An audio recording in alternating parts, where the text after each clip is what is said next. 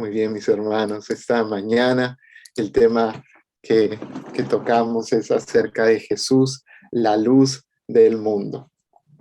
Este tema tenía por nombre en un inicio Jesús, el centro de la Navidad, Jesús, el significado de la Navidad, pero realmente el tema fue girando, fue variando y, y fue llevándome a ponerle este título, porque en todos los versículos que, que encontraba acerca de Jesús y del anuncio de su nacimiento, encontraba acerca de tinieblas, de oscuridad, como dice el versículo 2 de Isaías 9, el pueblo que andaba en tinieblas ha visto una gran luz. Y primero hablar acerca de esto, ¿no? Cuando pensamos en Jesús, la luz del mundo, la primera imagen que se me vino a la mente fue esta, ¿no? Una pequeña vela.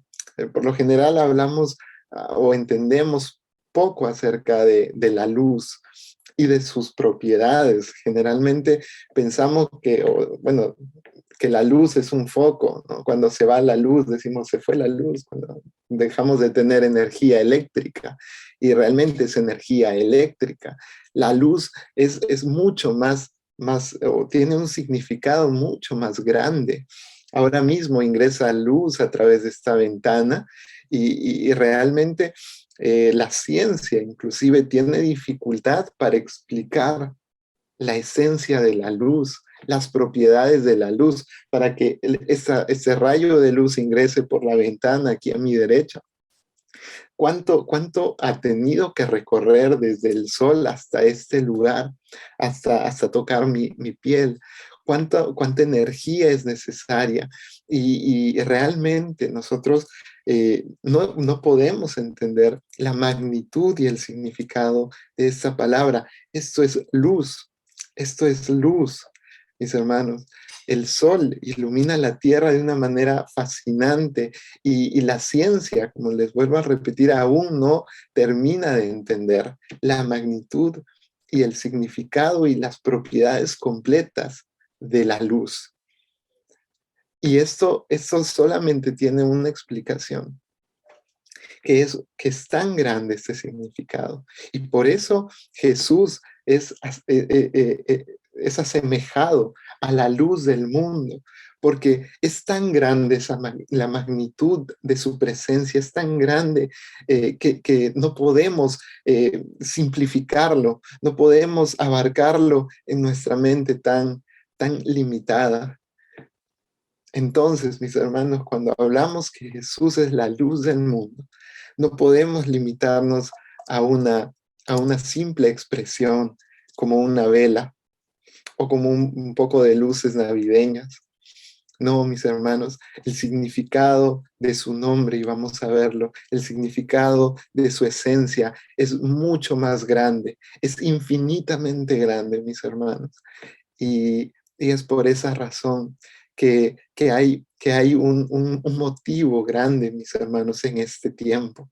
Y quería empezar hablando de esto, de la luz, de sus propiedades, de cómo ilumina, de cómo da calor, de cómo trasciende mucho más allá a nuestra imaginación. Cuando, por ejemplo, alguien sonríe, dicen que se ilumina el rostro, o cuando alguien tiene un espíritu alegre, dice que ilumina todo el lugar, ¿no? Ilumina toda la reunión. Y es hermoso cada uno de los significados que puede tener la luz, ¿verdad? Pero cuando leemos en la palabra de Dios, aquí encontramos el verdadero significado y esencia de la luz. Vamos a Juan 3, el capítulo 3, desde el versículo 16. Juan 3:16 nos habla acerca de la luz. Y es un versículo muy conocido por nosotros, pero a veces nos quedamos solo en el versículo 16, pero si leemos un poco más allá, podemos entender mucho más. Porque de tal manera amó Dios al mundo, que ha dado a su Hijo unigénito, para que todo aquel que en él cree no se pierda, mas tenga vida eterna. Porque no envió Dios a su Hijo al mundo para condenar al mundo, sino para que el mundo sea salvo por él. El que en él cree no es condenado, pero el que no cree ya ha sido condenado, porque no ha creído en el nombre del unigénito Hijo de Dios. Y esta es la condenación, versículo 19. Ojo aquí, que la luz vino al mundo y los hombres amaron más las tinieblas que la luz, porque sus obras eran malas. Porque todo aquel que hace lo malo aborrece la luz y no viene a la luz para que sus obras no sean reprendidas. Mas el que practica la verdad viene a la luz para que sea manifiesto que sus obras son hechas en Dios. Es hermoso este pasaje, mis hermanos, porque no solamente nos quedamos con el versículo 16, porque todo este párrafo, todo lo que conlleva es que nos habla acerca de la luz, de cómo la luz vino al mundo, de cómo Dios amó tanto al mundo que quiso exponerlo a la luz admirable de su Hijo, cómo nos amó tanto que no quiere que quedemos en las tinieblas, en la oscuridad, que nos mostró a su Hijo, eh, nos, nos, nos habló a través de su Hijo, el Verbo hecho carne, y también manifiesta su deidad, manifiesta su magnitud, manifiesta su presencia en un término que es tan fácil de decir, pero tan difícil de comprender, que es la luz. Luz admirable, luz que ilumina las tinieblas, luz que quiere quitar toda condenación, como entendemos en estos pasajes, luz que quiere manifestar la gloria de Dios. Y es así, mis hermanos, que Dios anhela mostrar su gloria. Él anhela que en nuestras vidas haya luz, pero muchas veces nuestras vidas se parecen a esto. Las casas tienen puertas, tienen muros, son importantes las columnas de una casa, pero también tienen elementos tan pequeños, tan a veces insignificantes, no nos damos cuenta. Ventanas. Todas las casas tienen ventanas, ¿no? Es ilógico pensar en una casa que no tenga ventanas. Son diferentes todas, ¿verdad? Son así cuadradas, medias rectangulares o con persianas o con metal. Pueden ser antiguas, pero todas las casas tienen ventanas. ¿Pero para qué tienen ventanas? Pues para dejar que ingrese luz. Ese es su propósito. Han sido creadas para que pase por medio de ellas la luz. Pero ¿qué pasa si están así como en este ejemplo, cerradas? ¿Cómo se ve la casa por dentro? Se ve así de oscura, ¿no? Hay veces que, bueno, inclusive si yo aparto esto de aquí, ¿no? O corro la cortina, pues se ve oscuro todo. Y por dentro, pues se ve tiniebla, se ve, pues, no, mejor dicho, no se ve nada. Y en la Navidad puede suceder lo mismo, mis hermanos. Puede suceder que por fuera haya esto, fiesta, luces, qué hermoso se ve eso, ¿no? Pero por dentro se vea así el corazón, por dentro se vean así de vacías las vidas. ¿Qué es la Navidad, mis hermanos? Es una celebración. Hay luces, hay regalos, hay comida, hay diferentes tipos de expresiones del folclore. Pero si nos quedamos con eso, vamos a tener una Navidad por fuera iluminada, pero por dentro vacía. Va a ser como que la casa tiene ventanas y todo, pero hemos tapado todas esas ventanas y las mantenemos cerradas, mis hermanos. Y la luz del mundo quiere entrar. ¿Qué es la Navidad sino un recuerdo de que la luz del mundo vino a iluminar las tinieblas? Por eso, tal vez por eso decoramos, tal vez por eso llenamos de luces, ¿no? Y el ser humano intenta llenar de más y más y más luces, muchas luces, mis hermanos. Esta es una foto de Andorra, en España. la tomó mi hermana mayor, Patricia Suyon Atoche. Es una foto bellísima. Yo cuando la vi dije, wow, hermana, tú tienes que dedicarte a la fotografía o tienes que hacer una librería, un stock en internet de tus fotos, son buenísimas. Pero a lo que voy, en la Navidad la gente intenta iluminar lo más posible, mis hermanos. Todo lo iluminamos, ponemos luces aquí, luces allá, adornos aquí, adornos allá, pero que no sea, mis hermanos, porque queremos aparentar algo que no está sucediendo adentro. Que no sea, mis hermanos, que en nuestra vida estamos aparentando. Y si algo Jesús le dolía en su corazón, y si algo Jesús no podía soportar, era la apariencia. Cuando confrontaba a los fariseos y a los escribas, eran arbolitos de Navidad, mis hermanos, hermosos por fuera, pero por dentro había tinieblas, por dentro no había luz. Y mis hermanos, es eso en lo que debemos meditar, porque por dentro puede estar sucediendo esto, una apariencia de piedad, una apariencia, aquí hay, ¿no?, una perfección, corbata, saco, todo, pero Jesús iba a hablar acerca de esto, ¿no?, del corazón, como debía ser, de que debía ser como de un niño, que un niño no tenía maldad. Si quieren, me acompañan al versículo 3 de Mateo 18, Jesús refiriéndose al corazón correcto que debemos tener cada uno de nosotros. Mateo, aquí tengo Mateo 18, 3, dice, y dijo, de cierto os digo, que si no os volvéis y no os hacéis como niños, no entraréis en el reino de los cielos. Y aquí, ¿por qué uso la palabra libertad, la verdadera libertad, ¿no? Porque muchas personas en nuestro contexto cristiano, y vamos a encontrar eh, diferentes criterios y criterios válidos también, personas que no celebran la Navidad porque dicen, no, no coincide la fecha, no, miren, el árbol es un símbolo pagano, no, mire, está equivocado, Jesús no nació en esta fecha, sino nació en otra fecha, y bueno, en general, pero son criterios, y muchos teólogos, Agustín de Hipona, Wesley, van a decir, en lo esencial hay que tener unidad, pero en lo que no es esencial, tolerancia. Y, pero en todo hay que tener amor. Y esa es la libertad que nos llama que Jesús a vivir. Pablo lo va a decir de otra forma, ¿no? Todo me es lícito, pero no todo me conviene. Entonces, aquí en este sentido de celebrar o no celebrar una fecha en específico, debo decir que hay libertad, mis hermanos. Sin embargo, hay un motivo para celebrar.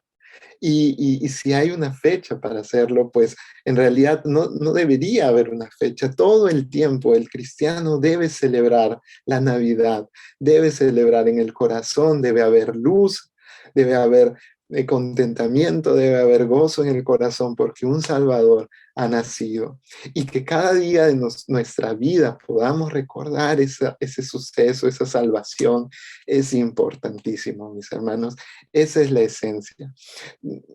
Pueden ser diferentes los criterios, mis hermanos. Algunos celebrarán fecha, algunos no celebrarán la fecha, pero en ese sentido, mis hermanos, nosotros debemos conocer que hay un Salvador, que la Navidad es el recuerdo de que la luz verdadera, de que la luz eterna, de que la luz admirable vino al mundo a redimirnos.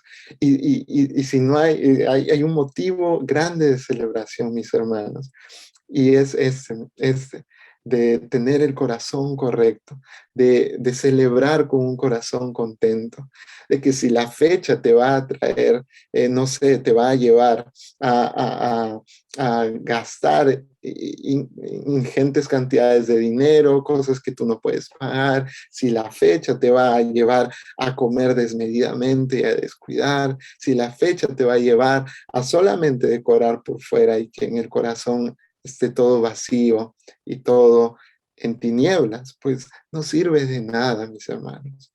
Nosotros debemos cuidar el corazón en esencia, cuidar el corazón principalmente para que sea así, mis hermanos, como el de un niño puro, como el corazón de un niño, limpio, sin malicia, sin sin ninguna doble intención. Y es así, mis hermanos, como llega el Salvador, como un niño, como un niño en un pesebre. Y años, muchísimos años antes lo habían profetizado. Isaías lo había profetizado. Y abramos nuestra Biblia ahora en el pasaje central, que es Isaías 9, versículo del 1 al 6, vamos a estar leyendo. Y eso es lo que hace que sea especial la Navidad, mis hermanos, que no fue un suceso pues casual. Jesús no nace por casualidad, no es un plan de último momento de Dios al ver al mundo fracasando, al ver al hombre en tinieblas, al ver al hombre vacío en oscuridad. No es un plan de último momento, es un plan que siglos, muchos siglos antes fue, fue escrito, Isaías lo escribió, pero desde la eternidad, mis hermanos, Jesús existía junto al Padre. Y Jesús toma esa iniciativa y viene al mundo y se hace como cada uno de nosotros, tomando forma de siervo, dice Filipenses 2, hecho semejante a los hombres.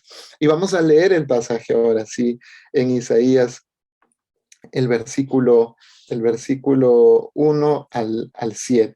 Si me acompañan, lo leemos. Isaías va a decir, mas no habrá para siempre oscuridad, para la que ahora está angustiada, como la aflicción que vino en el tiempo que livianamente tomaron o tocaron la primera vez la tierra de Zabulón y la tierra de Neftalí, pues llegará el fin de la gloria del camino del mar, de aquel lado del Jordán, en Galilea de los gentiles. Versículo 2. El pueblo que andaba en tinieblas vio gran luz.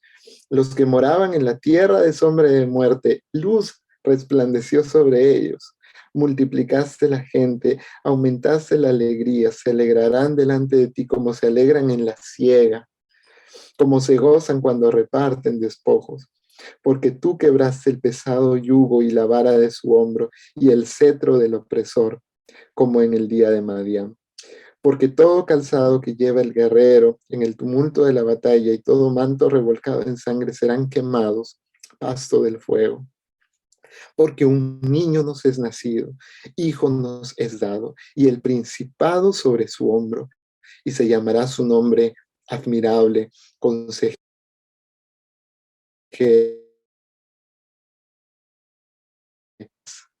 Esta es la profecía de Isaías, mis hermanos. Esto fue escrito siglos antes del nacimiento de Jesús. Pero ¿qué es una profecía? Una profecía es algo que ya hemos visto, se asemeja mucho a algo que ya hemos visto. Pero una profecía es el mensaje inspirado por Dios. En general, todo lo que está escrito aquí en la Biblia, el mensaje inspirado por Dios, hallado en la Biblia, eso es una profecía, es una muestra de la revelación divina. Nos da luz, nos da claridad, así como una ventana, así es una profecía. Nos da luz sobre aquello que va a suceder. Profetas como Daniel nos hablan acerca de temas escatológicos, temas acerca del fin de los tiempos y nos muestran aquello que va a suceder. Por ejemplo, Jeremías también profeta. Él profetizó sobre el pueblo de Israel, pero también se asemeja mucho o lo podemos tomar como advertencias sobre nuestras vidas. Y Jeremías hablaba también acerca de lo que iba a suceder con el pueblo, de que iban a pasar aflicción con el pueblo, por el pueblo de Babilonia. Lamentaciones de Jeremías, el mismo profeta, tiene todo un libro acerca de lamentaciones, porque el pueblo era rebelde. Habacuc, por ejemplo, también vemos un profeta que hablaba acerca de lo que iba a suceder pronto con el pueblo de Israel. Pero también vemos profecías que no hablan de futuro exactamente. Por ejemplo, Jesús, cuando se acerca a la mujer samaritana y le pide agua, después de esa charla tan entretenida acerca del agua verdadera y del agua viva que es Jesús, Jesús le revela algo con profecía y le dice, tú has tenido 5 maridos ya, y el que tienes ahora ni siquiera es tu marido. Entonces le revela lo que vivía esta mujer, le revela su corazón, le revela ese sufrimiento.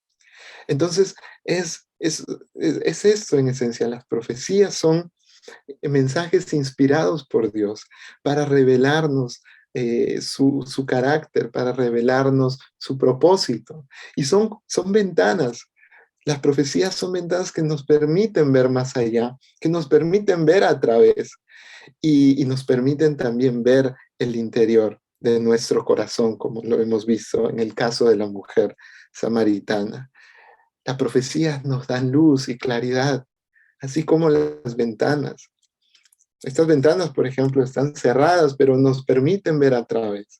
Pero cuando abrimos esas ventanas, las profecías cobran sentido.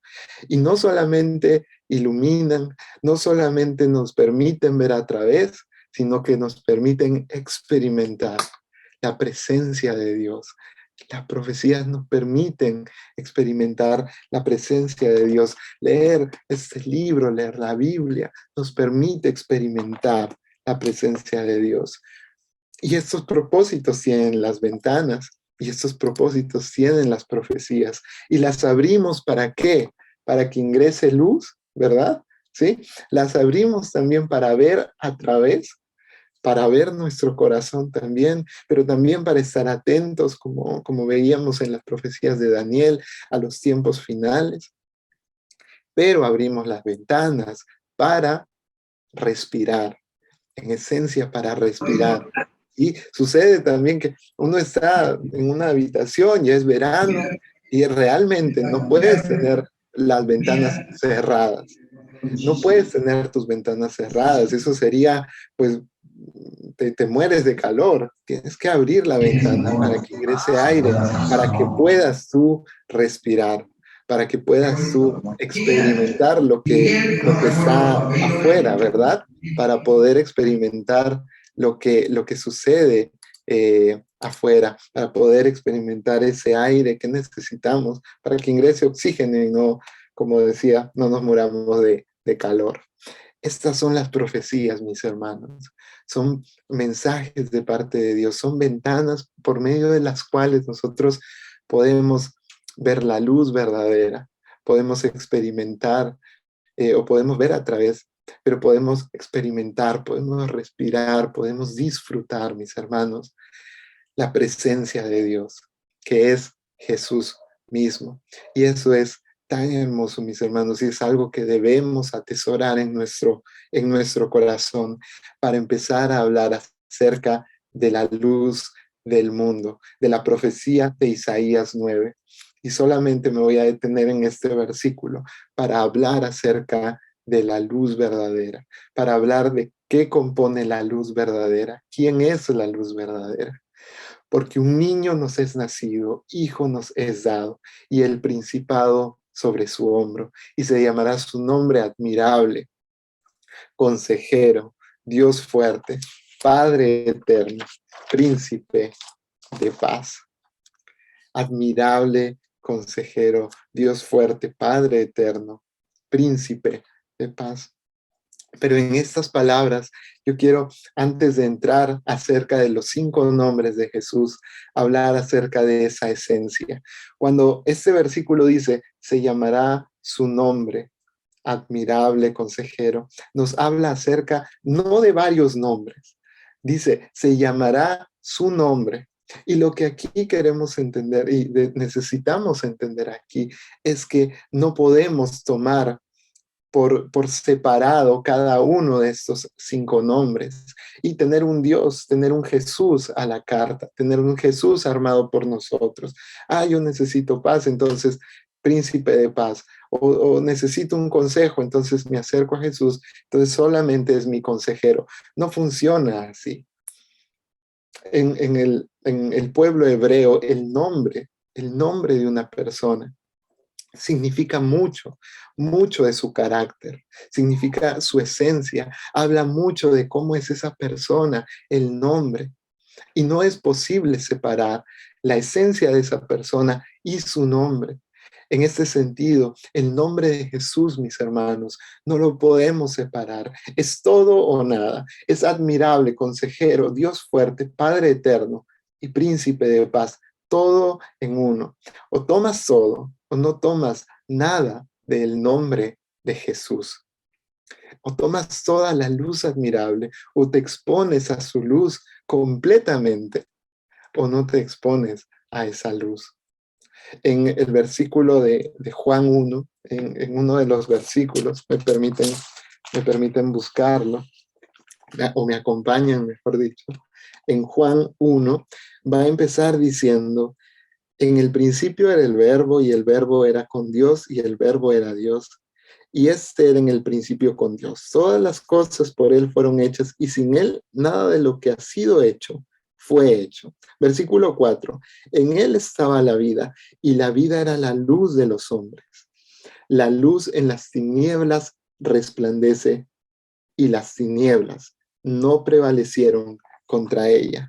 Mis hermanos, esta habitación, yo cierro la cortina y se vuelve todo oscuro, pero yo abro un poco, solo un poco la cortina y la luz prevalece ante las tinieblas y no hay sombra ya y se quita todas las tinieblas, mis hermanos, porque la luz empieza a ingresar. O acepto toda la luz o no acepto nada de la luz, mis hermanos. Y este es el significado de esta palabra cuando dice, y llamarás su nombre, y se llamará su nombre, porque habla acerca de toda la esencia. No puedes armar un Jesús a la carta, no puedes tener un Jesús como te place. No, mis hermanos, Dios es uno solo y cuando le aceptamos completamente. Entonces vamos abriendo esa ventana, mis hermanos. Vamos corriendo esa cortina para que ingrese su luz. Vamos abriendo esa ventana para poder apreciar su esencia. Y esa es su esencia, mis hermanos. Su primer nombre, admirable. Admirable. Cuando Einstein reconoce acerca de Jesús, que Einstein pues es un judío, pero no es un cristiano, él habla acerca de Jesús y dice, la figura radiante de Jesús ha producido en mí una impresión fascinadora. En realidad, dice Einstein, en realidad solo hay un lugar en el mundo sin oscuridad y es la persona de Jesús. Es admirable nuestro Señor, es admirable su nombre y fue admirable su vida. Pedro va a decir en Hechos, como Jesús anduvo haciendo bienes y sanando a todos los oprimidos por el diablo, porque Dios estaba con él. Vivió una vida admirable, haciendo el bien, sanando, dando oportunidad, dando una nueva vida a las personas que, que se toparon con Él, que vivieron con Él. Y nosotros podemos, mis hermanos, tener un encuentro también con Jesús. Pero admirable también era su carácter. En Juan 19 nos vamos a encontrar en el versículo 4 un Pilato desconcentrado porque su pueblo, el pueblo, le estaba acusando, los escribas, los fariseos, puestamente quienes estaban con él, lo acusaban de él autoproclamarse Dios. Y Pilato va a decir, no hallo ningún delito en él. Su carácter era admirable, él no abrió su boca, él podía argumentar, hablar, defenderse, pero él no lo hizo. Su carácter fue admirable y sus enseñanzas también lo eran, también lo fueron. En Marcos 1:22 vamos a ver cómo él describe acerca de cómo el pueblo aceptaba las palabras de Jesús. ¿Por qué dice? Porque les enseñaba como quien tiene autoridad y no como los escribas o fariseos. Y mis hermanos, ese es nuestro Jesús. Es alguien admirable, es alguien que estuvo aquí en la tierra, caminó sobre esta tierra, proyectando esa luz proyectando un carácter, una vida, unas enseñanzas completamente admirables. Pero también, y seguimos abriendo esa ventana, es consejero. El mundo necesita esa luz, el mundo necesita ese consejo, el mundo necesita escuchar las palabras eternas del Padre, las palabras eternas de Jesús. Vemos en el relato bíblico un Nicodemo, como hemos visto una mujer samaritana, una mujer pecadora en la casa de Simón, y muchos ejemplos en donde vemos personas acercándose a Dios, acercándose a Jesús por un consejo que cambie sus vidas, por un consejo que les ayude a entender su propósito. Vemos un mundo tan distraído, tan, tan en tinieblas, que es muy usual escuchar estas palabras, ¿no? Si Dios existe, ¿por qué hay tantas guerras? Si Dios existe, ¿por qué hay tantos asesinatos? Si Dios existe, ¿por qué hay tanta maldad? Poquito más y dicen, si Dios existe, ¿por qué no me gano la lotería? ¿No? O sea, como que dándole o echándole toda la culpa a Dios. Y a través de esta pregunta muestran tanta ignorancia. Y se muestra a través de estas preguntas, este tipo de preguntas, mostramos a veces tantas tinieblas en nuestro corazón, tanta oscuridad. Y es solamente la presencia de Jesús la que puede hacer ver al ser humano su condición, la que puede hacer ver al ser humano esa falta de luz. Pues porque las guerras son eso, son falta de luz, son falta de sabiduría, es falta de entendimiento en las personas, porque se invierten, se gastan, en este caso sí, se gastan millones y millones y miles de millones de dólares o euros o lo que sea por las guerras, mis hermanos. Y díganme si eso no es falta de criterio, si eso no es falta de entendimiento. Y aquí, mis hermanos, mostramos la necesidad de un consejero supremo. Isaías 11:2 va a decirnos acerca de Jesús: y reposará sobre él el espíritu de Jehová, espíritu de sabiduría, de inteligencia, espíritu de consejo y de poder, espíritu de conocimiento y de temor del Señor. Salomón va a decir: el principio de la sabiduría es el temor del Señor. Mis hermanos, y si vivimos vidas tomando malas decisiones, una tras otra, tras otra, preguntémonos, mis hermanos, si tal vez no hay sabiduría en mi vida, es porque no hay temor del Señor, es porque Jesús no está en mi vida, es porque no le considero en el centro de mi vida, de mis decisiones, de mis anhelos, de mis expectativas. El mundo necesita un consejero, mis hermanos. Hemos visto ya dos nombres de nuestro Señor Jesús: admirable y consejero, pero Dios fuerte también, dice Isaías. Y muchas de las personas aquí cierran la ventana y dicen: no, yo nomás considero a Jesús admirable y consejero. Y se quedan sin conocer a Dios, sin conocer al Dios fuerte. Solo quieren considerar a Jesús como un gran hombre, como un gran profeta, como un consejero admirable. Pero no, mis hermanos. El profeta nos hace ver, Isaías nos hace ver que el nombre de Jesús es completo y es Dios fuerte, porque es poderoso, porque desde su nacimiento, que es extraordinario, en una concepción, mis hermanos, extraordinaria, a través de la Virgen María, desde su nacimiento hasta su muerte, venciendo la muerte allí en la cruz, venciendo las tinieblas, salvándonos a nosotros de la condenación eterna, desde el nacimiento hasta la cruz, mis hermanos. Jesús muestra al Dios eterno, al Dios fuerte. Mis hermanos, por esta razón, y Jesús resucita, por esta razón, sus seguidores, los discípulos, mueren y lo dejan todo y no tienen miedo a la muerte y predican y abandonan todo lo demás porque ven a Dios en Jesús, porque ven no solamente un admirable consejero, sino a un Dios fuerte, a un Dios que va delante de ellos, a un Dios poderoso, a un Dios vencedor, a un Dios que derrotó la muerte. Y qué puede hacernos frente entonces, mis hermanos? Ese es nuestro Dios, ese es Jesús.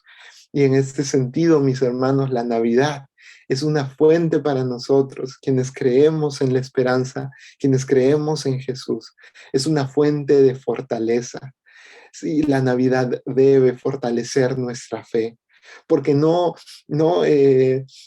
servimos a un Dios débil, no servimos a un Dios que quiere y no puede, no, servimos a un Dios poderoso, que aquello que Él habla lo hace, que aquello que promete cumple, que ni la muerte, ni siquiera la muerte puede hacerle frente. Ese es nuestro Jesús, un Dios fuerte. Pero también Isaías habla de un Padre eterno y este es su cuarto nombre. Y aquí quiero hacer un paréntesis. El ser humano es el huérfano cósmico. Ustedes lo sabían.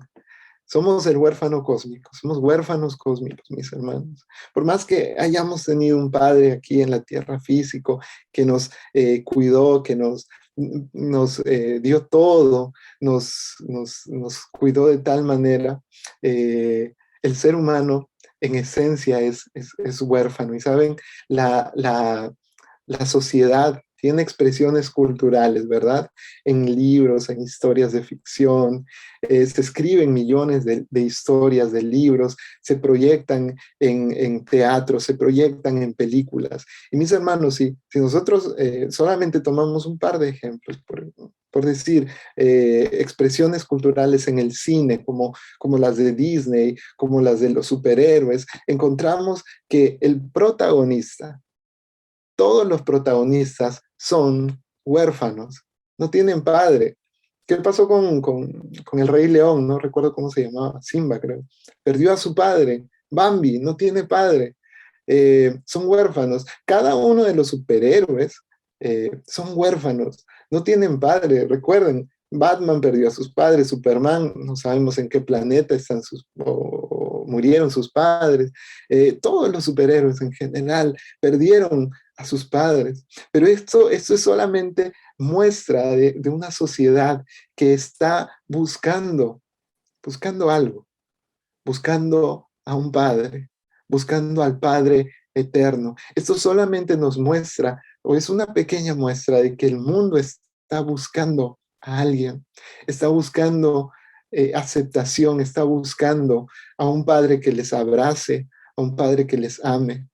Y en esto entendemos, mis hermanos, que al ser el ser humano un huérfano cósmico, es decir, personas que necesitamos de esa aceptación, de ese abrazo, pero que, claro, un padre físico nos puede abrazar, nos puede dar cosas, nos puede sustentar en este mundo, pero no necesitamos algo que va mucho más allá. Nuestra esencia nos pide algo que va mucho más allá.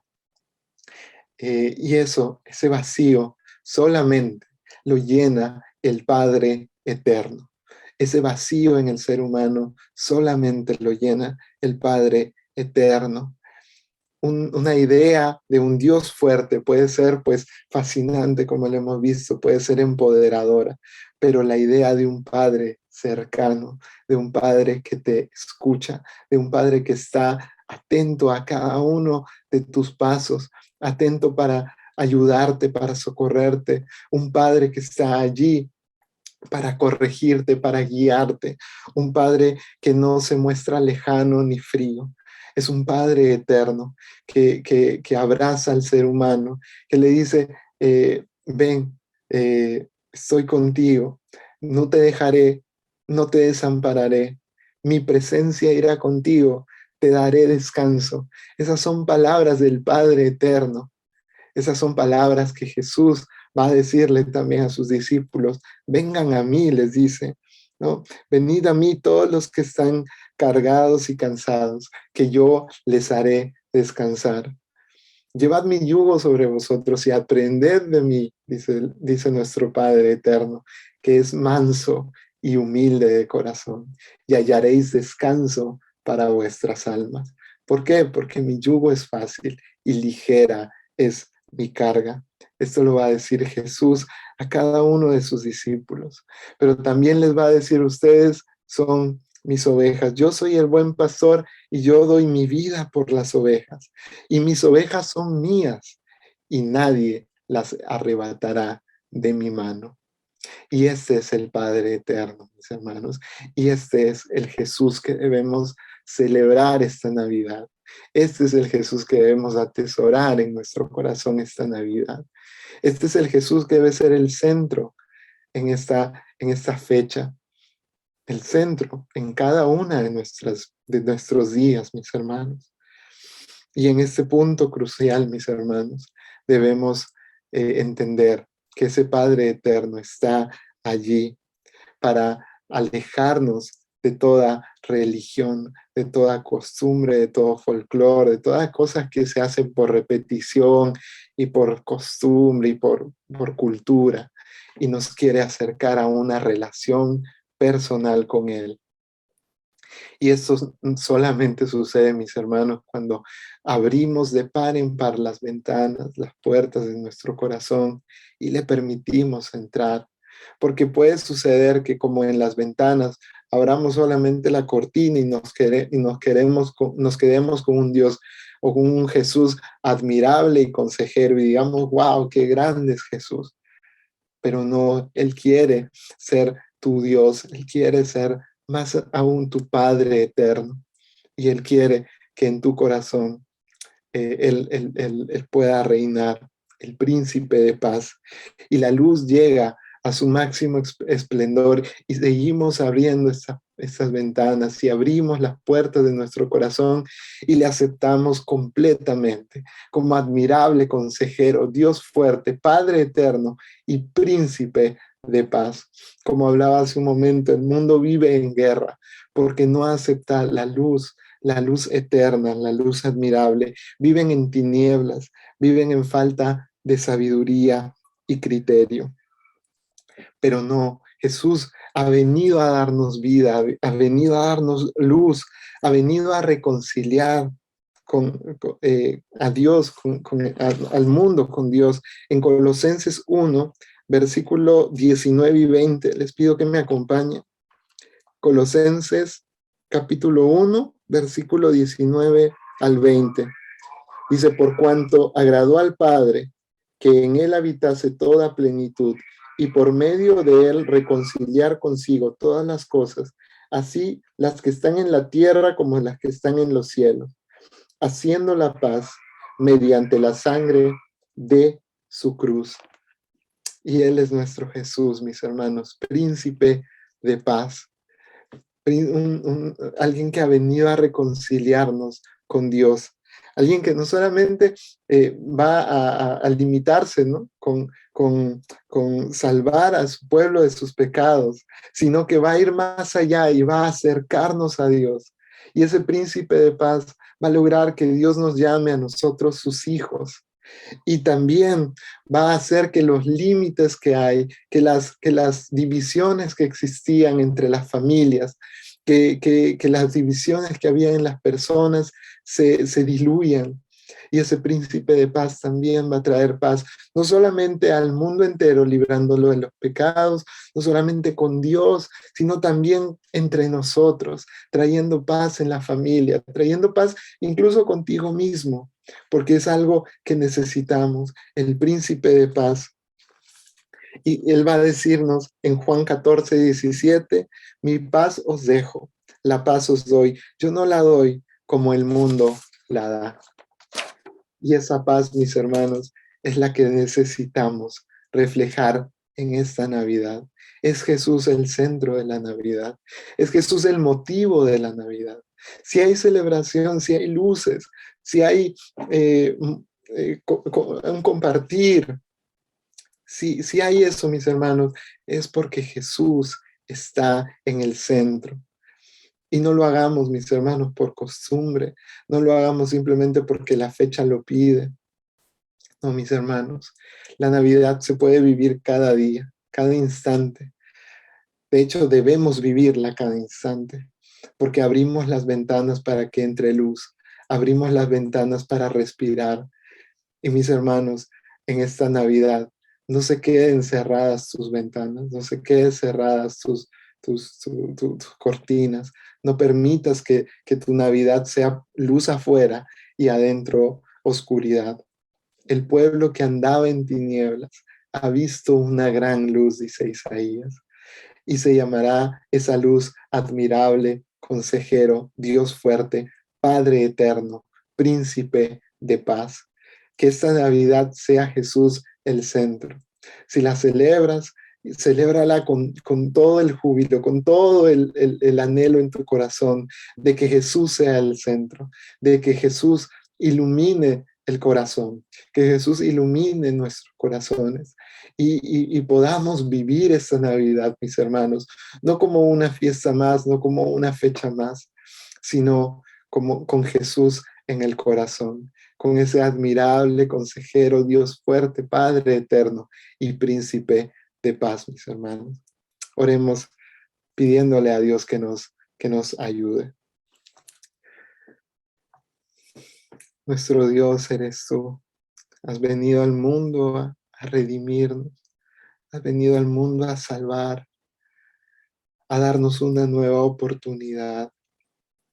Oh Dios, en esta mañana quiero rogarte que en mi vida tú obres un cambio. Te necesito, Dios. Necesito tu luz admirable, tus consejos. Necesito que, que en mi vida tú seas el centro, tú seas Dios en mi vida. Mi Padre eterno, el príncipe de paz. Necesito cada una de tus cualidades.